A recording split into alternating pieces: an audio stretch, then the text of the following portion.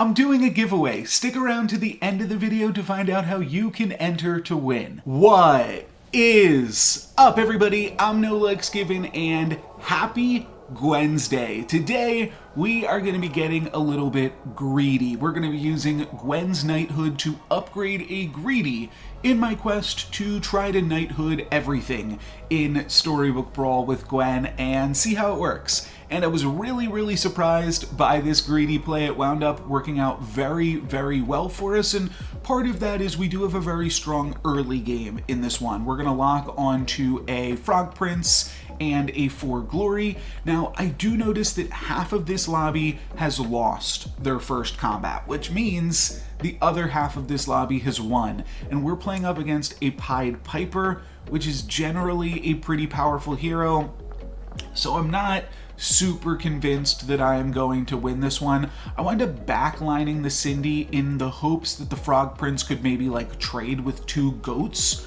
or something like that and get us a win. However, my opponent had Black Cat, so in order to have any chance of winning, I would have need to have frontlined that Cindy.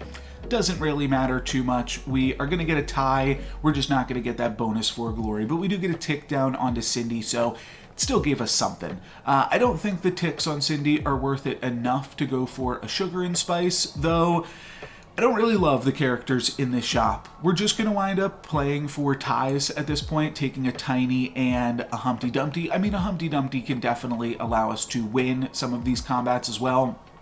Just the Tiny isn't anything super impressive, but if we can stay strong enough, that allows us to extend when we might use this Knighthood to later on in this game.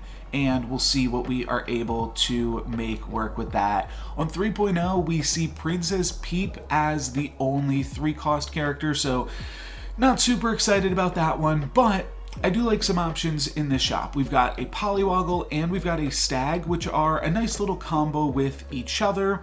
We also have a free roll, which will be nice for Cindy, but I think I definitely want Stag here. And I'm just going to go ahead and lock onto it because I want to pick up this Polywoggle first. If the Polywoggle can slay, then we can Knighthood it. And while it's probably a little bit unrealistic that it slays, it definitely has a shot if we put it in slot 5. So let's see what happens. How close are we going to get to that slay? All right, not quite. But the Humpty Dumptys are going to allow us to win again, so that's pretty nice. And now we'll pick up the Stag, we'll pick up the free roll, we'll pick up another Stag, and we even have the opportunity to pick up a second Polywoggle. So maybe that's something we could explore in a future combat. I'm definitely going to lock onto it. And if either of these Polywoggles turn into something nice, we can Knighthood them. So that's pretty sweet. Ultimately, I decide to unlock from the second Polywoggle just because we're not going to be able to grab it this turn, and I'm thinking that next turn is 3.2, and I might just rather try to roll for Stags and Humpties. I think that that's probably going to be a better use of my gold. There is some desire to play or pick up another Polywoggle, but the thing is, I'm not going to want to slay with another Polywoggle next turn, and if all of this is the case, then I should just look for something better for next turn, and then on 4.0, I'll worry about that then, and that's kind of the deal we got going on. Polywoggle is going to slay into a Hippocampus, which is a really interesting unit and definitely something that you could consider, but it's not going to be what I go for in this one. We're going to use Genie's Wish to get a little bit more stats out onto the board, and fortunately, speaking of board, I don't think that Bounty Board is in the cards for us on this one, just because we're not really set up at all to do Slay Matters things, but I'll wind up rolling a little bit and finding the triple for that Stag, which I feel pretty good about. And then on these treasures, we've got 2 more treasures that don't really do anything, so I'm just going to wind up taking the Haunted Helm. The reason I say Sting doesn't really do anything, at least on this current board, we don't have anything that can go with it. We don't have any summons, we don't have any ranged characters or anything like that, so I just want to give myself a little bit more stats for this turn, and I figure maybe there's something I can do with the Haunted Helm in the future, and as you know, that is going to fuel our greedy plays coming up. We are going to wind up getting both of our eggs cracked, so I'm glad I took a little bit more stats on this turn, saved ourselves a little bit more health, and then we see Feasting Dragon in the shop on 4.0. And I've brought this up a lot before. Feasting Dragon, I think, is one of the best characters that you can Knighthood, especially on 4.0, and I very much consider it, but I roll one more time, and it actually takes me a few seconds to get here, but we have this Haunted Helm, which I just brought up a few moments ago, that works very well with Greedy, and it works well enough that I think that this makes it a really appealing Knighthood target. Now we're going to get 2 gold every time it survives, and I think it's pretty likely to survive multiple hits with 29 health on 4.0. So I'm down to go for it. Let's see what we can make happen. Small note, should have bought and sold the golden chicken just to put a little bit more health on the hippocampus. It was a small mistake. We all make mistakes here and there, but Greedy is going to help, I want to say, help us forget about some of these mistakes, as it gets us 4 bonus gold this turn and starts us off pretty well here into 4.1, or should I say 5.0, because with that extra gold, we are going to take that and put that right into this juicy XP spell. And from there, my goal is now to figure out, can I win this combat? And I think that we have slightly better odds to win this combat if we put Friendly Spirit in the Haunted Helm slot. That way we'll get double uses out of it. Maybe it'll land onto Greedy anyways, but regardless, I think this gives me the best chances to win and is ultimately the most powerful board. And then next turn, we're going to be on 5.0 regardless, maybe even 5.1 if we win this combat, and we still have this large Greedy that we are using to grab some extra gold from as well. So we're really off to a pretty great start this game, and while it seems silly that this is a Greedy game, at the very least we wouldn't have been able to pick up this Medusa had we not activated the Greedy last turn, and who knows, maybe without this Medusa we wouldn't have won this combat. So definitely nice to be able to grab that against Maddie Ice, and now we've got 12 gold on 5.1. Feeling pretty good about our chances here. We've got a Friendly Spirit and a Southern Siren, both of which are just really powerful characters, so I'm going to pick both of those up alongside the Candy Rain. We also have the Fairy Tale, still giving a little bit of extra stats to everything in the shop, and then on this turn, we have the potential to pick up a Polywoggle on 5.1, potentially grab a tier 6 character. It's pretty hard to turn down, especially when we can give this Polywoggle +6/+6 from the Stag and potentially even a little bit more from some of these Friendly Spirits. So again, a little bit greedy of plays that we are going for here, but I think that these are plays that all set us up to win. With a tier 6 unit next turn on 5.2, that definitely gives us some ideas about what we want to build around, where we want to take this game, and I'm feeling pretty good about it. Now, I don't actually know where I'm taking this game at the moment, because it's going to get even crazier than it currently is, but we set ourselves up for a lot of different pathways here. We are going to get this Polywoggle Slay, and that is going to turn into Princess P, which is the newest character added to the game, and a bunch of fun, and very powerful as well, especially on... very quickly it gets very powerful. That's what I'll say about it. We can just play kind of tempo-ish now, and because we are so ahead of the rest of the lobby, we should be able to get away with that. Now, I'm also going to pursue a tier 5 treasure with Nyan Sea Terror, and we actually get all 3 of the best options. We get Ambrosia, Staff of the Old Toad, and Hand of Midas. All 3 of those being very powerful. I'm going to bench the Princess P because we are not playing with it yet. We don't have any support characters, but maybe we'll find some of those really good support characters next turn. I'm also thinking that a triple on Friendly Spirits would be really good, potentially get Horn of Olympus, and it almost makes me want to consider picking up Feasting Dragon here as well. However, Feasting Dragon, we're kind of looking to cut at this point in the game, so not as interested in that one. We'll see how far we are able to take it here with this Greedy and this Southern Siren. My opponent with a bunch of ranged units, I think is going to make this a little bit too tough, but hey, we still walk away with a bunch of extra gold. We could have even gotten a little bit more if Sporko attacked a little bit better at the end, but a second Princess P. Hard to turn that one down. So we're going to go full P. Another treasure that we could grab off the Friendly Spirit, of course, would be Sky Castle.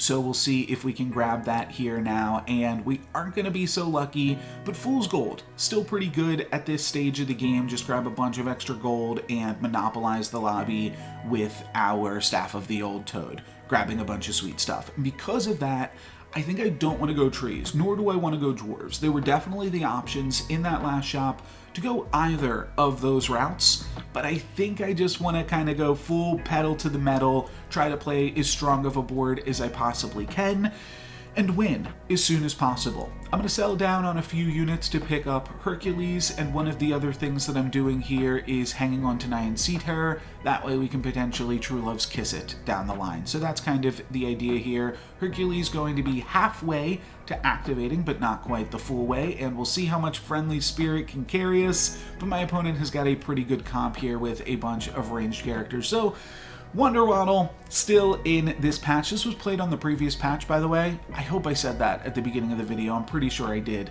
Oops, if not. But we'll pick up a Green Knight here. Again, like another chance to pick up a Lordy, an Angry, another Greedy.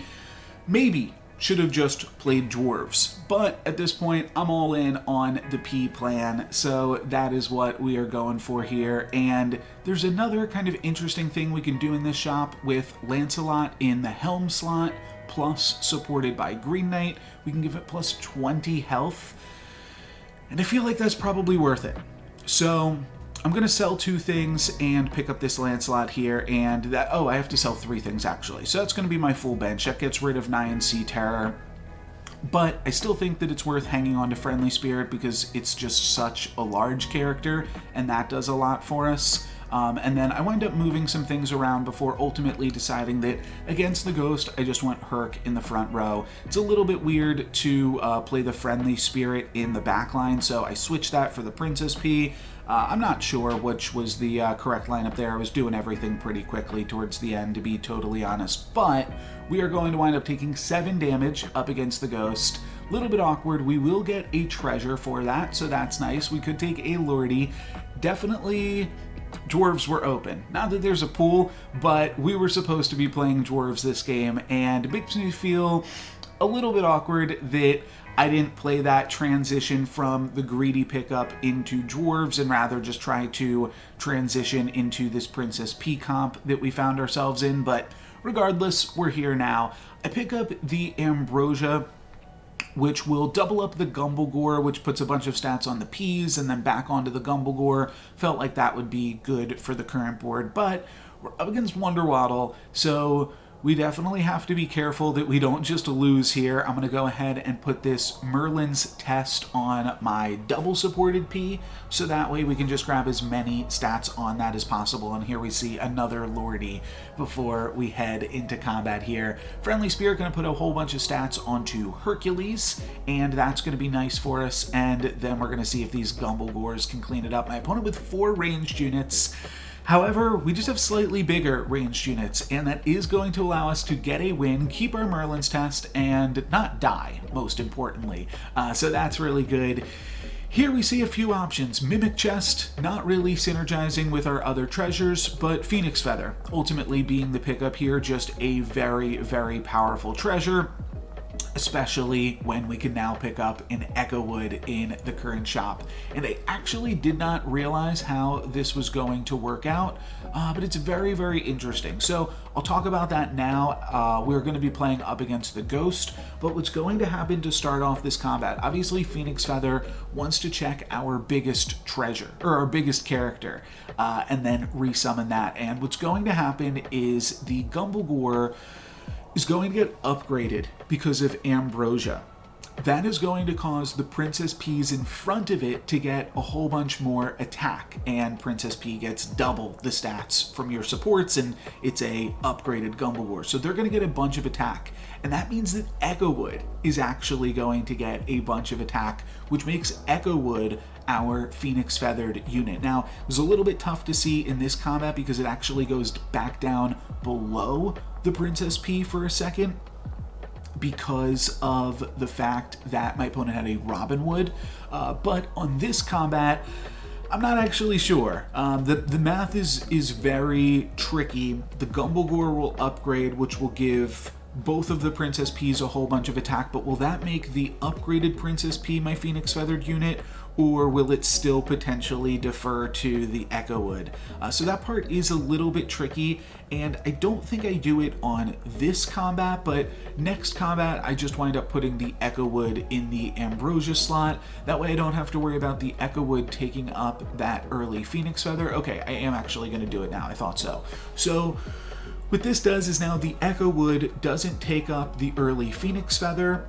It will instead resummon my upgraded P, which is great because then those stats will go onto the Gumblegores yet again.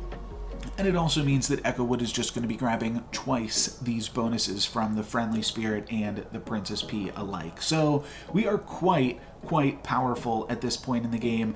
You can see though that the Phoenix Feather has already gone onto the Echowood. That's just because of the Friendly Spirit of it all as well. And this combat's just going to come down to our Echowoods trading with each other and then mine being resummoned from the Phoenix Feather. That'll get us 9 damage onto Horde Dragon and staying alive here. But I'm feeling very good at this stage of the game. I feel like an upgraded Princess P, we're doing pretty good. We do want to find some more characters, and I like Boomhilda here to grab a tier 6 treasure. Singing Sword, very good with Princess P, as is Ivory Owl, though I'm very tempted by Wand of Weirding in a situation where the game is almost over, as it is. We can use it this turn to cast a Dream spell, which I kind of like, so I'm going to wind up selling off I think actually I'll sell Lancelot here rather than the Nyan Sea Terror, and then I go for the Dream spell.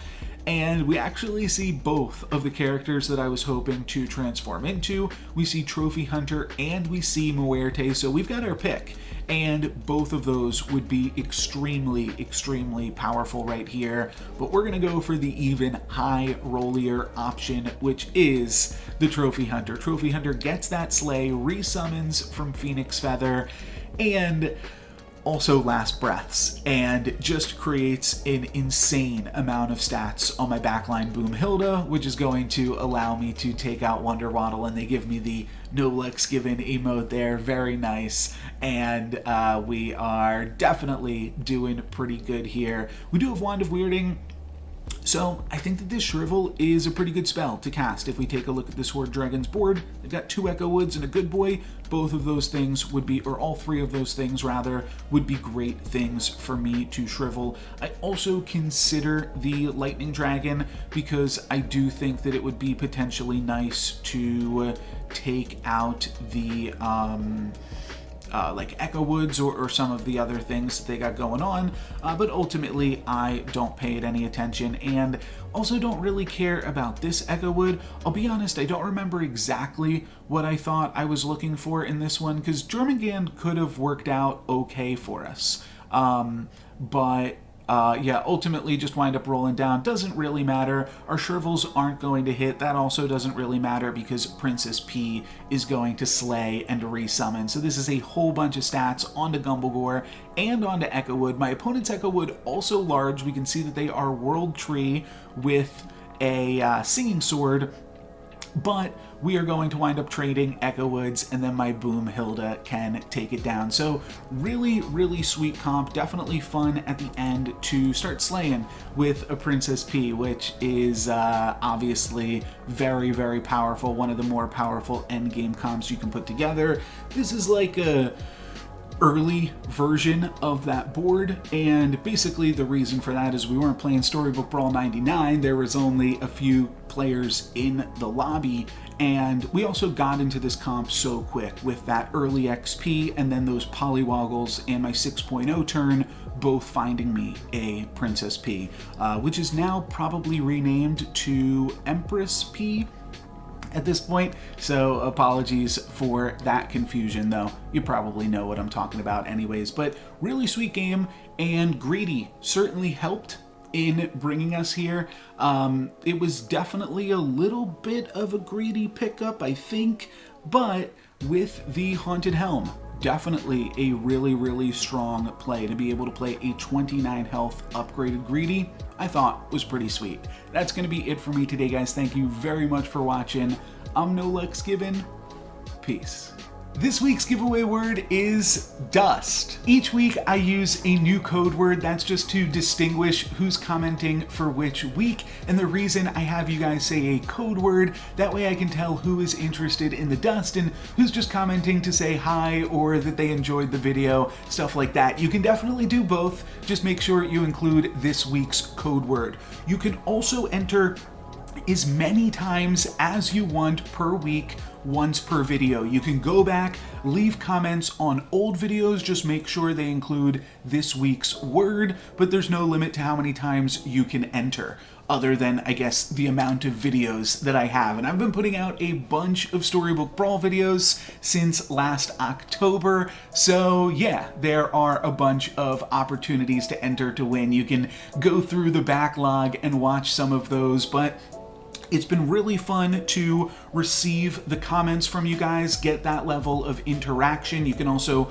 come join me on my Discord, which I'm trying to grow right now, just so that I have, one, feedback on my titles and thumbnails and things like that, but I also have some fun ideas for special game modes that I could make work with lobbies of players in the future. So feel free to check that out as well. There is a link to that in the video description, and help me climb on my way to 1,000 subscribers. I'm getting there slowly but surely, and thank you guys all very much for your support.